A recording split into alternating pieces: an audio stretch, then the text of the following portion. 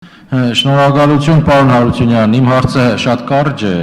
խոսքը վերաբերում է ճգնաժամային իրավիճակին, բնականաբար այս համաձայնագրով, եթե վավերացվի, այսինքն ճգնաժամային իրավիճակում, երբ հայտնվում են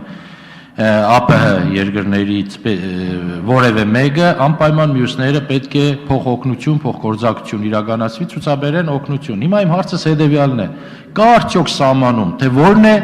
ճգնաժամային իրավիճակ, այսինքն կոնկրետ սահմանում, որ գիտենանք, որ այս չափորոշիչների դեպքում այլևս տվյալ երկրում ԱՊՀ իր սահմանում ճգնաժամային իրավիճակ է, այսինքն կա այդպիսի սահմանում։ Պարոն, եթե նկատեցիք կոնկրետ արձանագրության մեջ հղում կա ճգնաժամային իրավիճակների հետ կապված, խնդիրը կայանում է նրանում, որ եթե կա վտանգ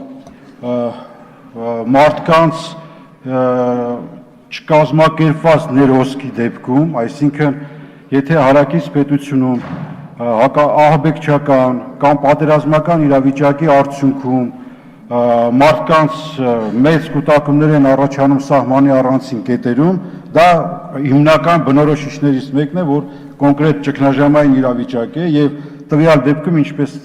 արդեն ասեցի, որ սահմանապահ զորքերի ղեկավարը արդեն որոշում է կայացնում խորհրդակցություններ անցկացնելու առանցին մասերում սահմանի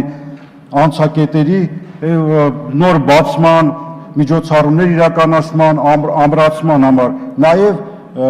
կա նաեւ ահաբեկչական վտանգի դեպքում նաեւ առանցին տեղամասերի անպատասխան ամրացման համար որոշումներ են կայացվում։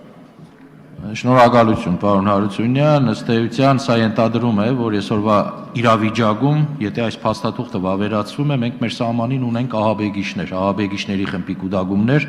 որոնք նաև իրենցից մեծ վտանգ են ներկայացնում Հայաստանի Հանրապետության սահմանին։